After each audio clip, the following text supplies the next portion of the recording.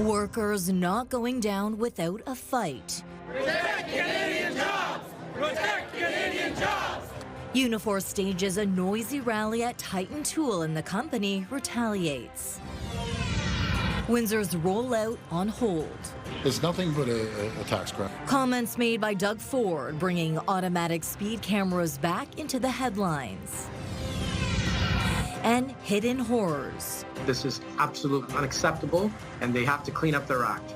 A call for home buyers to report deficiencies to the Auditor General of Ontario.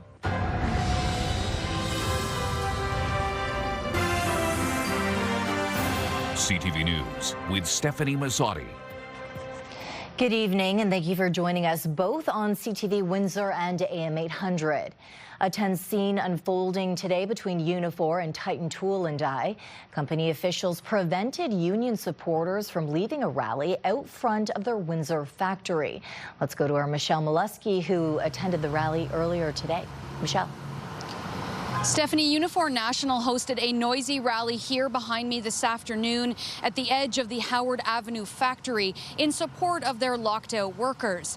But it was after the rally ended that things turned tense. Protect Canadian jobs! Protect Canadian jobs! An hour-long rally Wednesday in support of these Titan Tool and Die workers. We come here every day with our work boots in our vehicles, waiting to go back to work. They haven't worked stamping auto parts since August 8th and were locked out as of August 11th. They've never really mentioned tariffs here. You know what they've mentioned the most? What they've mentioned here is they need us to give them our money to run their business. We have built the walls for this family and for this community. Shame on them. This employer shipped equipment in the middle of the night across the border, trying to relocate our work there, and we're laying it on the line here now. At the end of the rally, supporters walked up Charles Street towards subsidiary Futura Tool, and that's where the tone turned.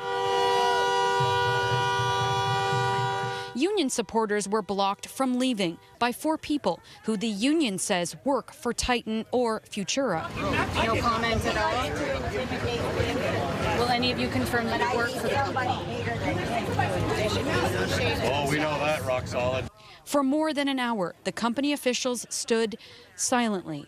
Shame on you! Shame on you! While workers yelled out insults and accusations. Remember that guy? The one you said had something to do with the union, so you gave him papers and make him leave? Windsor police were on scene for the entire rally and blockade.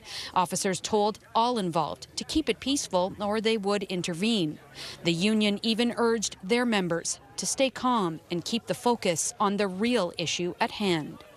With our discussion with this company all along, they have told us they intend to produce a product here in this location.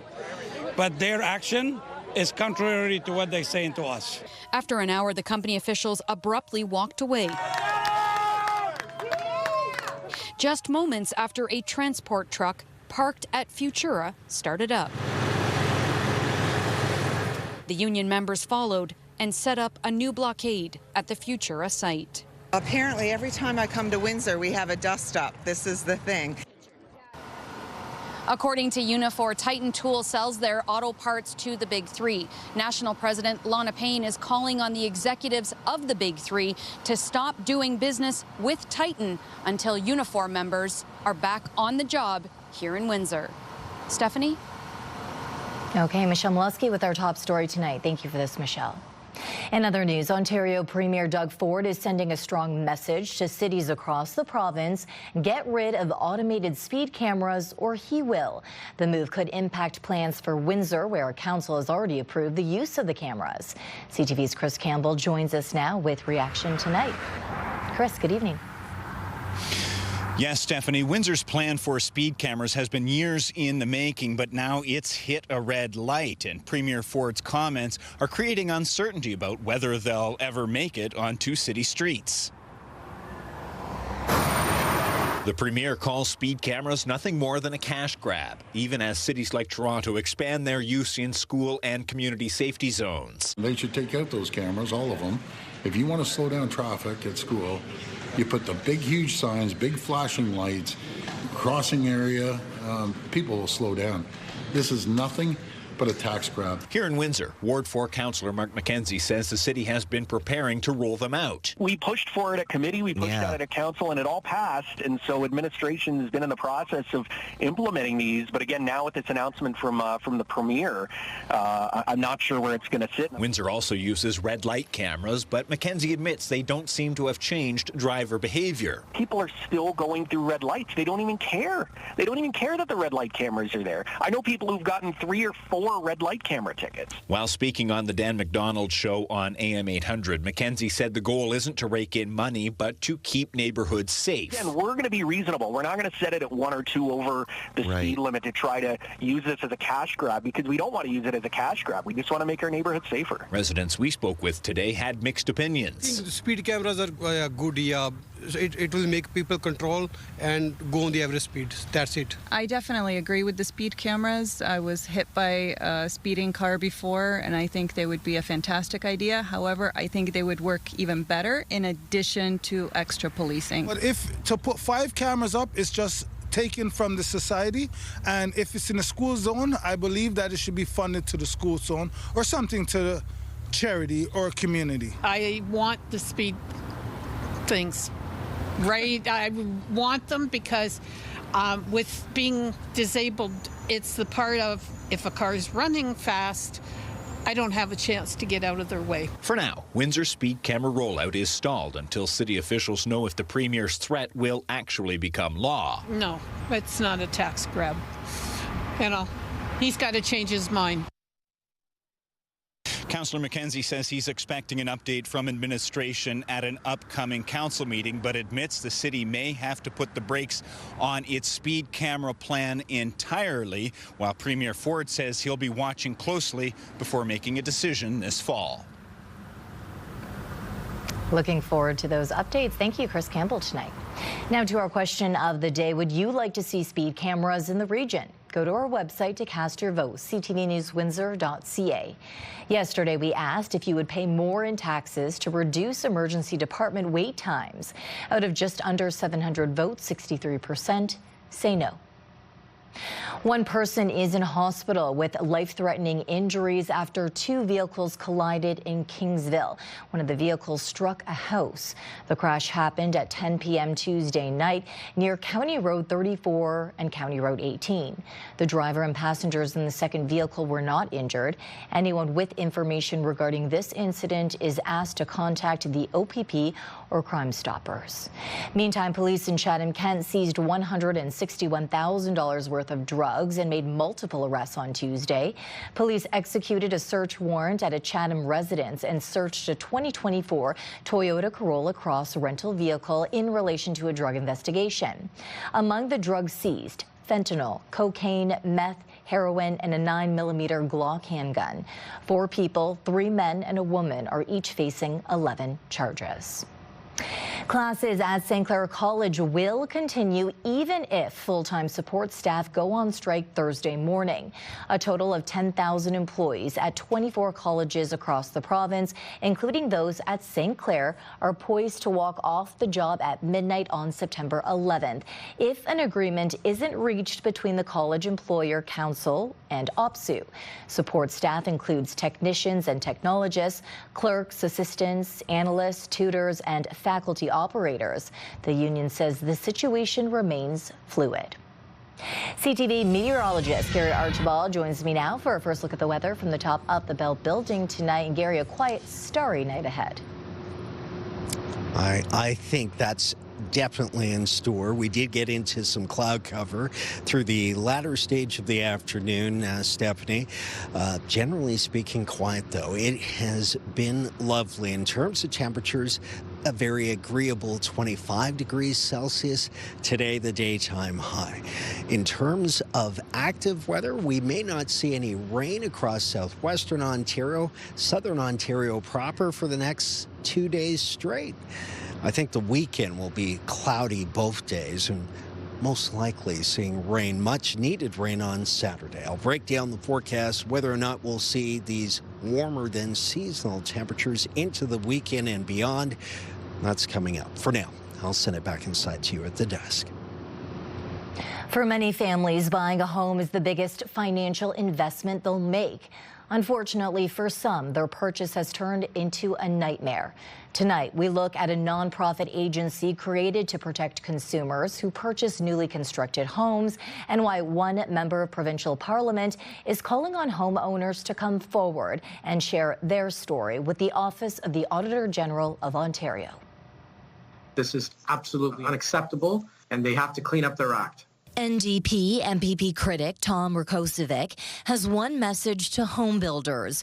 Don't build a home if you aren't going to do it safely. Ontarians deserve better. Families deserve better. Teresa Masotti is a homeowner who filed multiple complaints about the construction of her home.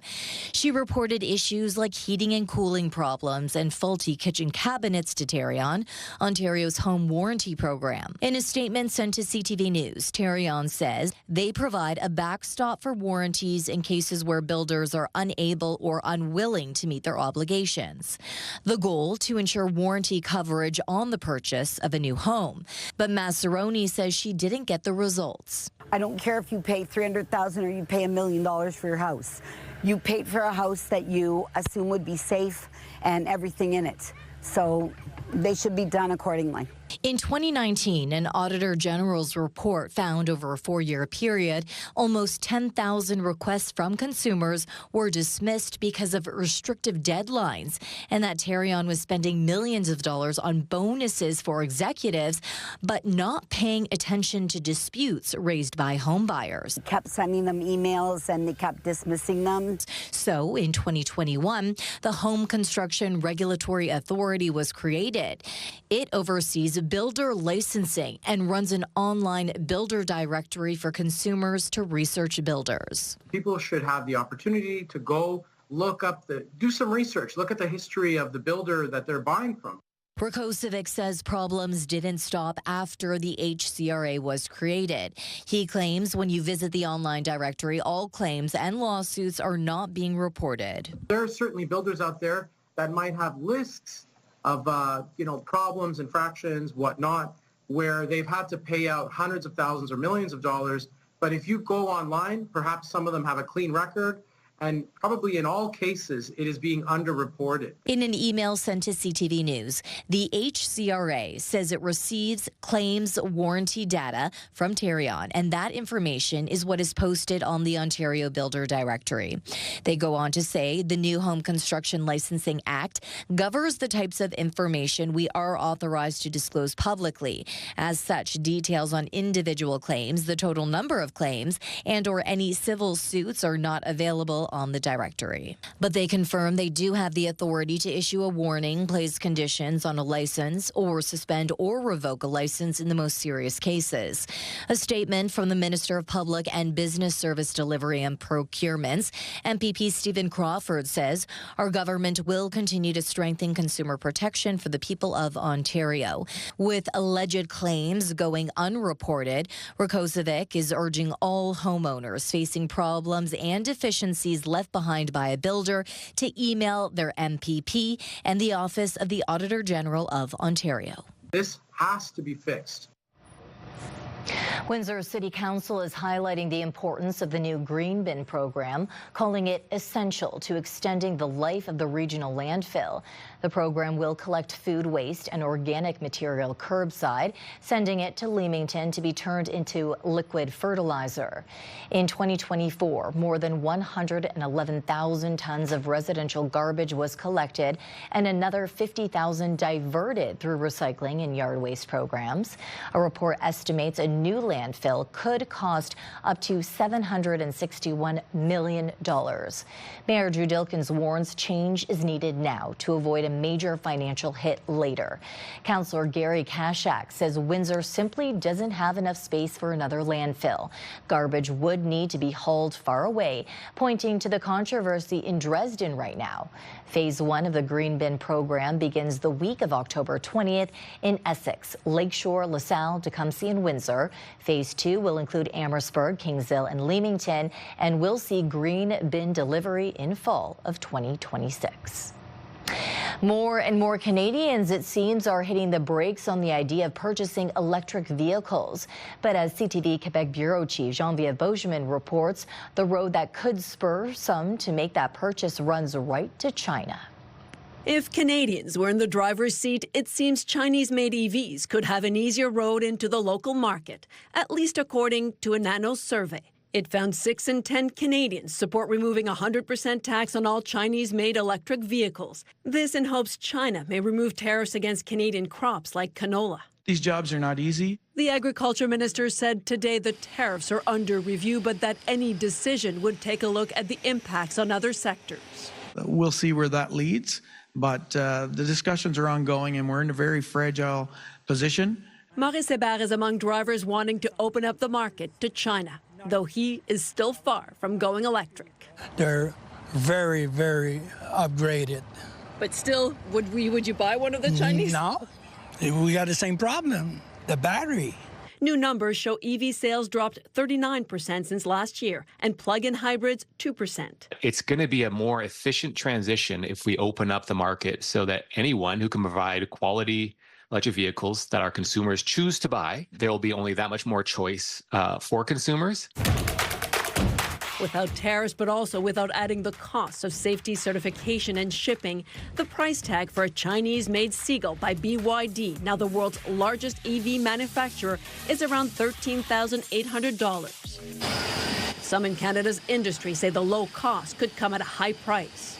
Certainly, running around with a blind spot isn't good, but also giving away your market because pressure, because EV enthusiasts would like to see these Chinese vehicles. Well, the enthusiasts don't employ anybody. Ottawa has said that Canadian consumers deserve cheaper EVs, but some manufacturers say scrapping tariffs isn't the way to go. Geneviève Beauchemin, CTV News, Montreal. United Front still ahead on Windsor's news leader. Canada promises to stand with Poland after a serious escalation in Eastern Europe. When we return, right-wing activist Charlie Kirk killed by a gunman on a U.S. campus. And tomorrow, a ruck to remember, rucking 2 kilometers for every veteran and first responder lost in the previous year, raising funds for veterans at risk of homelessness. That's tomorrow at 6 on CTV News.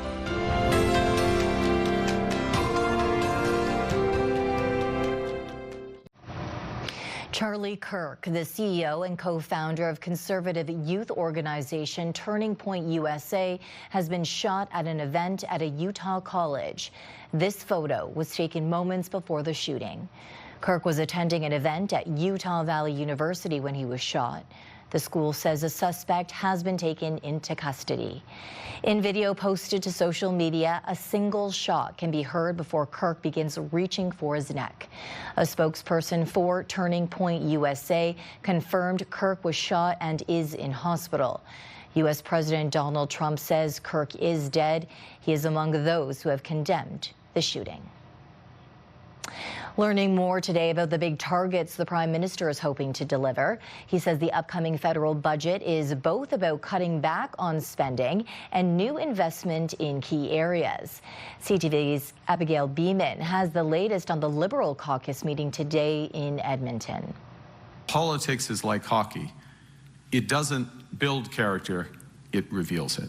More than a few hockey references in the Prime Minister's speech to caucus about fall priorities delivered in his hometown. Mark Carney referenced a budget with tough decisions. There are big questions about how he'll pay for big investments while spending less and which Trudeau government commitments he'll keep. This fall, we will release a new climate competitiveness strategy that focuses on results over objectives and investments over prohibitions.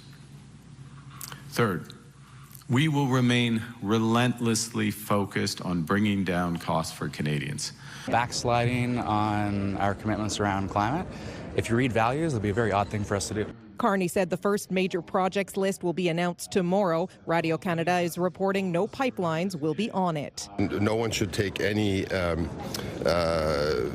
lesson from the first list of projects that this is the end. What the Liberals need to do in order to actually allow major projects to move forward is repeal C-69, repeal C-48, lift the production cap, remove the policies that they put in place that block these projects from moving forward. Those signs point to a thawing of relations between Ottawa and Western Canada, strained in the Trudeau years.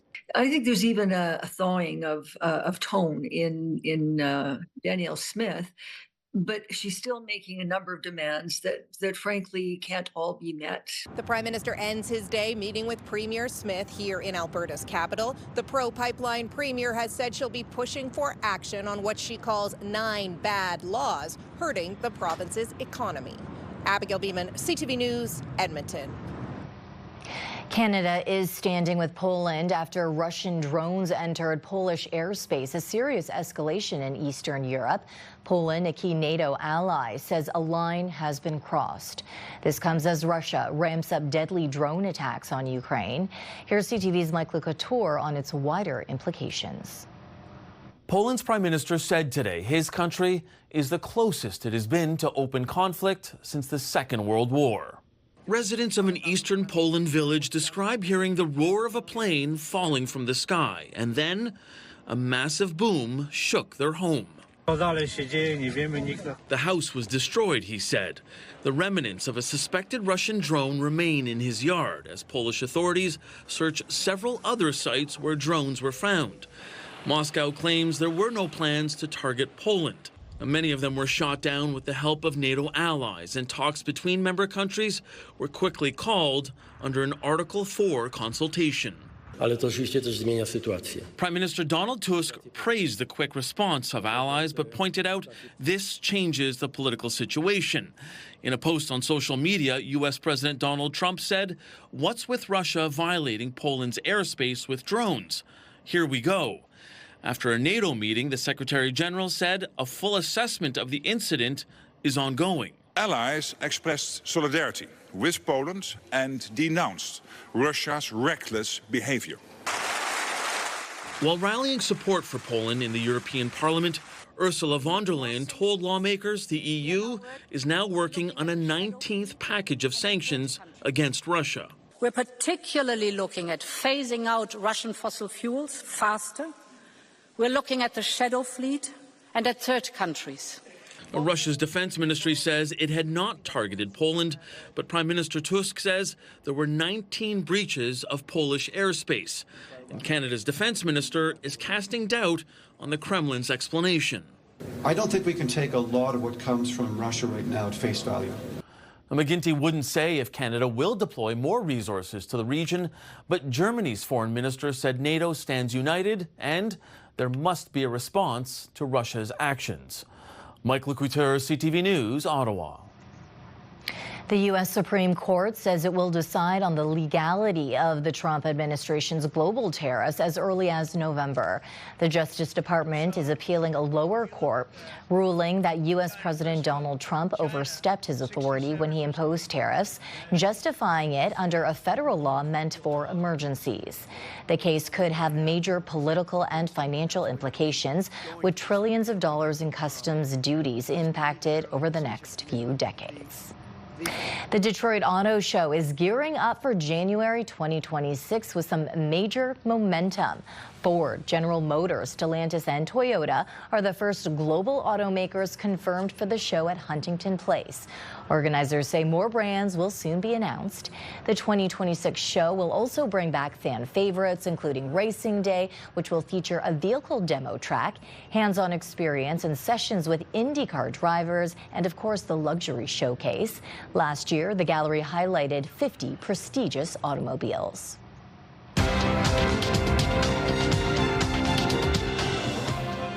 Strength in basic material and energy stocks helped Canada's main stock index finish higher today. In Toronto, the TSX gained 116 points. In New York, the Dow lost 220, the Nasdaq added 7. The Canadian dollar fell 1/10 cent. On commodity markets, gold lost 20 cents an ounce and oil gained $1 a barrel. Canadian first study reveals why young adults are mixing weed and alcohol and the hidden risks that come with it. Let's look at our CTV News weather snapshot. Thanks to Shannon Rose for this image. Just ahead will a clear and calm night be in store. Will sunshine and seasonal warmth rule the day tomorrow? We'll find out next on CTV News Windsor. Start your day with the latest local news. By signing up for our newsletter, you'll get direct local content straight from CTV Windsor to your inbox, including top stories, the forecast, and videos. You can sign up at ctvnewswindsor.ca.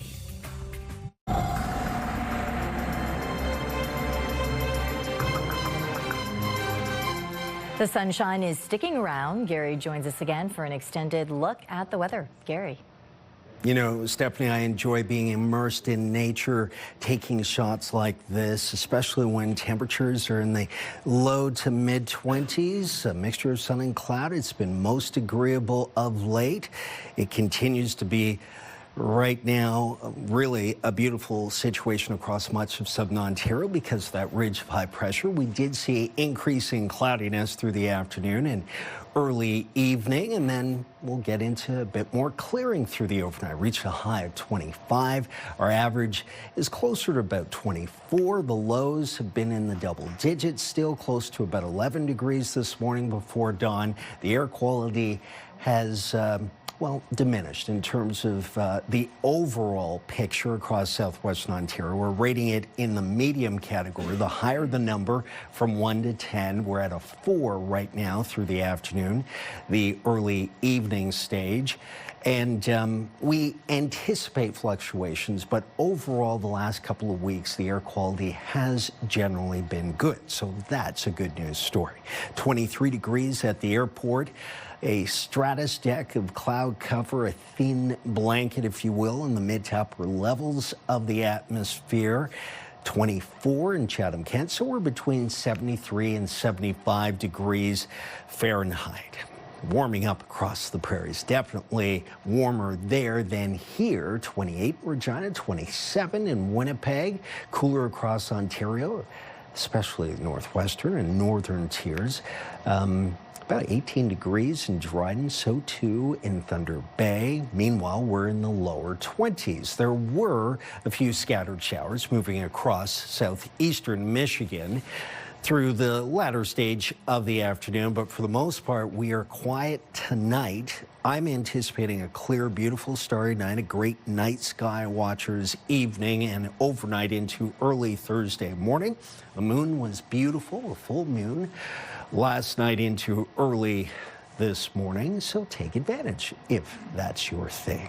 We're looking at clear skies across the board for much of the lower Great Lakes through to tomorrow morning, early and then sunny as we start the day. Take a look at the breakdown for your Thursday.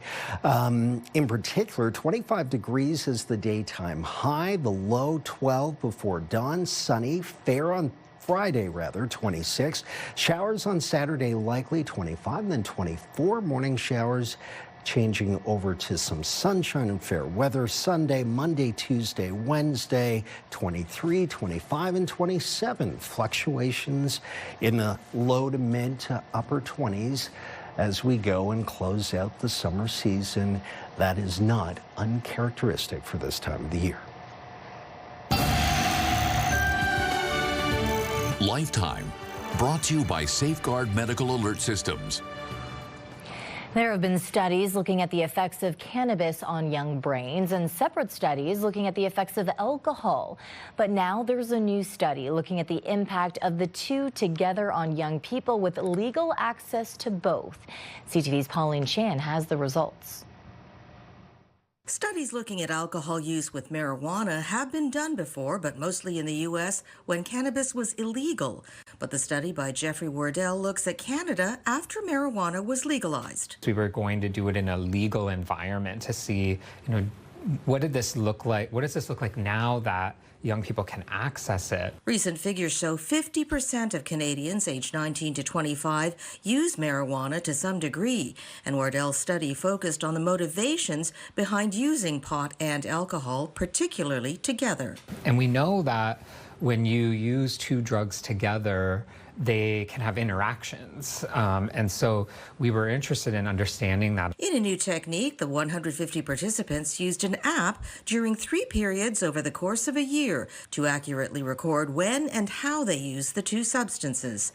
They found that young people tended to use both substances during times of stress or negative emotions. The reason they give is because it gives them a more intense high. They're trying to really avoid those emotions, and combining the two drugs produces more intense subjective effects. But in doing that, Wardell says there was also a higher risk of other health dangers. A greater risk for dependence or substance use disorder developing over time if you combine drugs, as well as other mental health outcomes. So being at greater risk for worsening depression, worsening anxiety. Wardell has advice at a time when young people are beginning the college term or undergoing other stressful new situations. Just be mindful that this isn't probably a good strategy, that even though maybe in the immediate term using cannabis and alcohol or combining the two especially might make you feel better. He says employ good judgment in your substance use and seek other ways like exercise or talking to others to alleviate stress. Pauline Chan, CTV News. Mike is going to attempt to fix the sensor.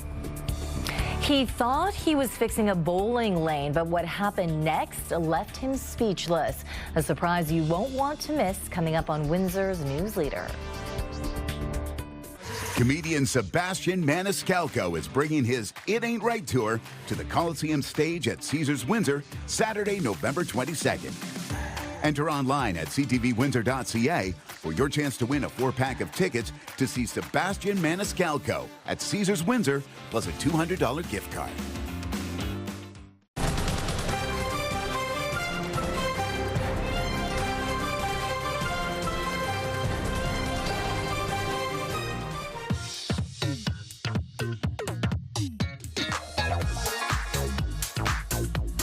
Bob, you were, of course, on the sidelines for us this entire week. What do you have for us? Well, lots going on in the community. We'll start with football tonight, shall we? The St. Clair Saints continue to dominate the Ontario Football Conference. Folks, another blowout last weekend. Not like we're surprised or anything, but the Saints ran away with this one, beating Hamilton 68-7. Is that really a score? 68-7.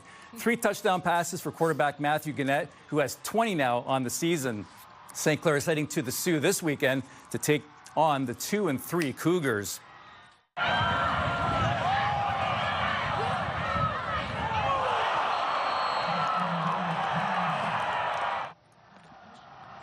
Wowzer. Now, how's that for a big-time hit by Tilbury's Dylan Simpson? Unfortunately, it was the Guelph Griffins who made the big plays to erase a 17-7 second-half deficit.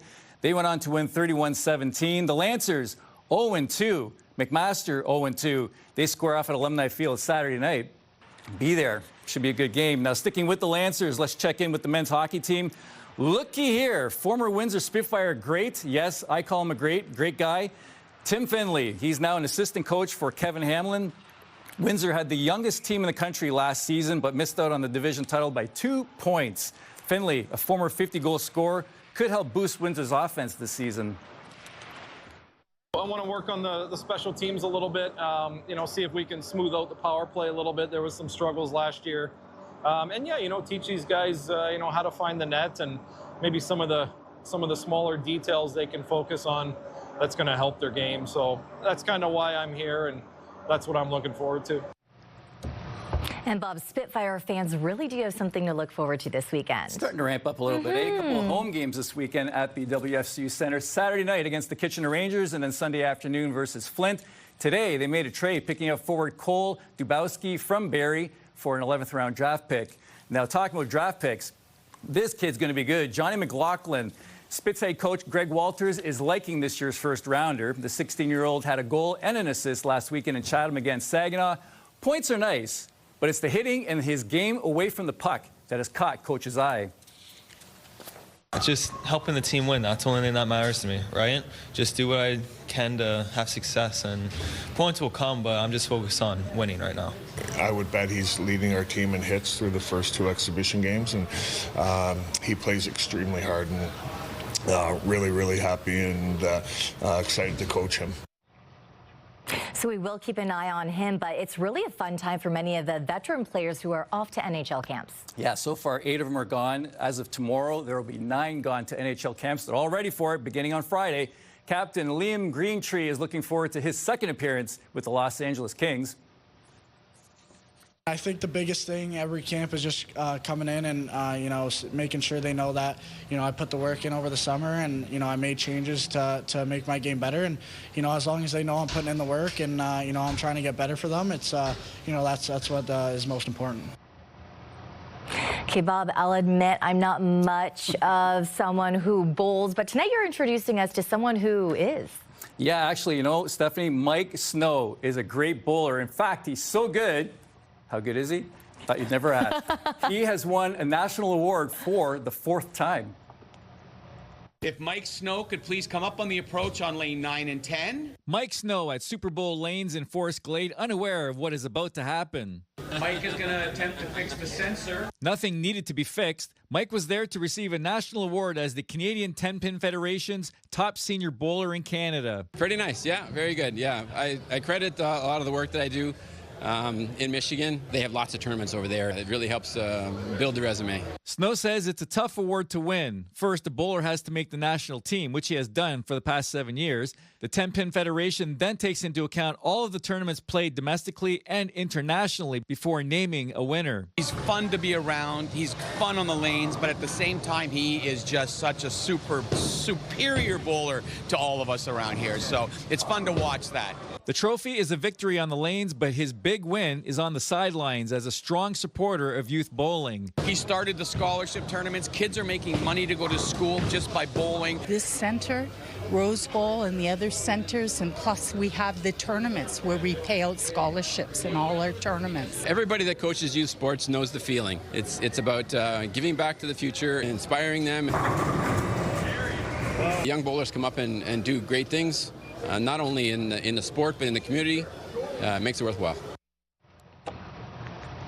Amen to that. Congrats to Mike on the trophy and for what he does for the youth community as well. And a couple of quick notes here. St. Clair men's baseball team is hosting their home opener against Lambton, 7 o'clock tonight. It's a beautiful night for baseball at Lacoste Park. And the LaSalle Vipers open their season in the GOJHL against the London Nationals tonight over at the Volmer. Yeah, so many exciting things. So many exciting things. I suck at bowling. Define what sucks. I mean, I haven't bowled since I was probably 12, so I don't even remember. Oh, yeah, no, I rolled a 210 one time. I thought I was on top of the world, and then I went back down to my average, which is about 110, 115. I couldn't even tell you. Maybe 100 that I've done in the past, but A for effort, right? Good times. Okay, thank you so much, Bob. Now, do you have a fun story to share with us? We want to hear from you. Text us at 10400. You can also send photos and videos as well. Thanks, Bob. Yeah, thank you. This is your CTV Windsor Our Community Calendar. From now until September the 30th, join the hospice as we kick off the 23rd annual face-to-face campaign in support of the Fairly Family Transportation Program. See you next time on Our Community. It's time to check in on what's happening now with Melanie Kettner. And Melanie, did the subject of Diageo come up at all at today's Unifor rally? It most certainly did, Stefanie, as Unifor Local 200 represents those workers. Diageo recently announced plans to close the Amherstburg bottling facility in February. Local 200 President John Dagnolo reminded supporters today Diageo also bottles Bailey's, Smirnoff, and Kettle One vodkas and Malibu rum, to name a few. Dagnolo called on the Premier of Ontario to do more than dump a bottle of booze in support. And you can pour a bottle of liquor out for show, but you got to take those things off the rack. That's when you know you mean business. We've got more on Diageo at ctvnewswindsor.ca. And we've also got a story online, Melanie, with more accolades for Carousel of the Nations. Yeah, it's been named a top festival for the 3rd year in a row. Attractions Ontario says the public voted Carousel as the province's best festival again this year. The multicultural event attracts over 150,000 visitors and generates over $1 million for the Windsor-Essex economy. Organizers say the award highlights local diversity and is a major boost for tourism. You can check out the organizers' reaction on our website. And in our social spotlight, some dramatic video from the Port of Long Beach just south of Los Angeles. Oh, what's going on the stacks? Wow, 67 shipping containers fell off a cargo ship, crashing into the water yesterday, some crushing a barge beneath connected to the ship. The port says the dock ship arrived from China Tuesday morning and was carrying general merchandise like clothes and shoes. No one was hurt, but it's expected to take several days to fish the containers from the water. All operations have been temporarily suspended at the pier, and the incident is now under investigation. Stefanie. What a mess. I hope any sea life wasn't affected in any manner in this. Yeah, for sure. And I think it's going to take them quite a while to clean that up. Okay, thank you, Melanie. And that's what's happening now. If you want to submit a video for our trending segment, you can email it to newsnow@bellmedia.ca or text it to 10400.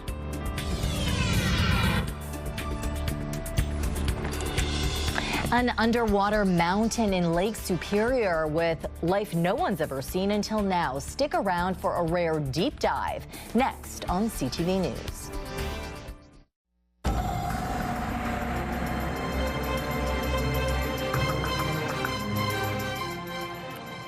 Gorgeous flowers there.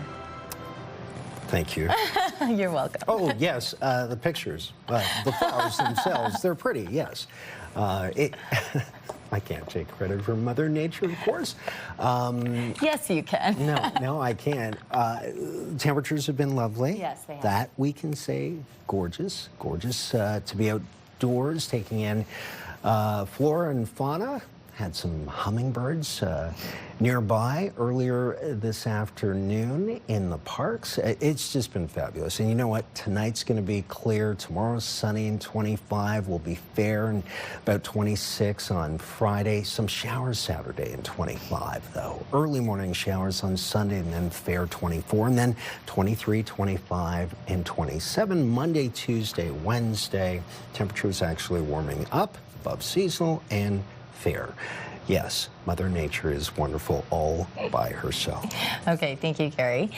Travis, you are here to talk to us about what's going on at 11 o'clock tonight, and we are 1 week into school now. Yes, and it's been a school year without school bus extras for students who had been depending on that program. Our Robert Lothian is looking into what that week might have been like for some, and he catches up with one resident concerned about how the cut is impacting kids in her neighborhood. Plus, your latest weather forecast with Gary Archibald tonight at 11.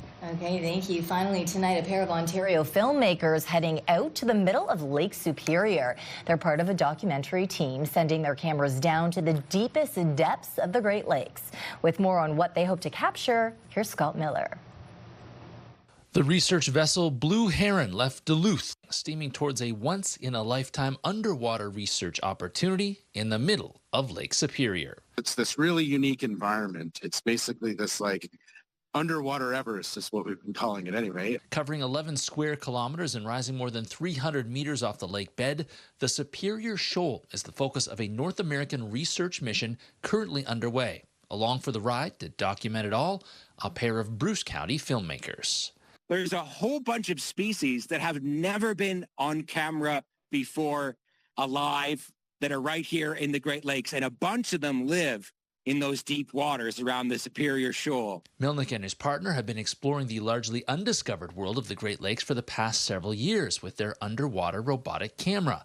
2 years ago, while shooting a documentary about invasive mussels, they discovered the 1895 shipwreck, the Africa, in Lake Huron. We've all seen amazing footage of oceans and sharks and whales, but for the 40 million of us or so who live on the shores of the Great Lakes, there's a whole underwater world out there that we've barely seen. The 9-day mission will focus on what role the Superior Shoal plays in the extensive Great Lakes ecosystem. We've been doing a lot of work to try and understand how these things work and the role that it plays in supporting the broader large lake ecosystem. And in Lake Superior, it seems to be really important to these hotspots of high productivity for fish and other organisms. Durbert and Melnick will be taking viewers along for the ride, hosting a live stream this Sunday of the undiscovered underwater world. So those are big underwater mountains in the ocean, and they collect life. They're hot spots of biodiversity. And we think that that might also happen in fresh water, but nobody's ever looked at it before. So that's why we're heading out to the Superior Shoal, the biggest one in the world, to check that out. In the Great Lakes, Scott Miller, CTV News. Now, this, of course, is fascinating. Gary, I'm going to throw it over to you because I know you're fascinated by it. Well, I have paper and pen in hand because the shipwreck is fascinating. I'm history buff, right? That footage is great. Of course, the pen doesn't work. I will remember that.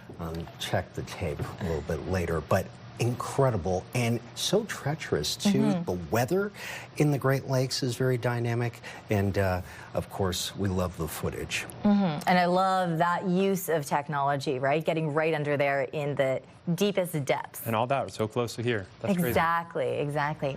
On behalf of our dedicated team here at CTV News Windsor, thank you for watching. Don't forget, AM 800 and CTV Windsor are kicking off spooky season on Friday with our first ever Fright Night. Bring a non-perishable or cash donation in support of the Society of St. Vincent de Paul for free admission to 2 of the Scare House haunts. Good night.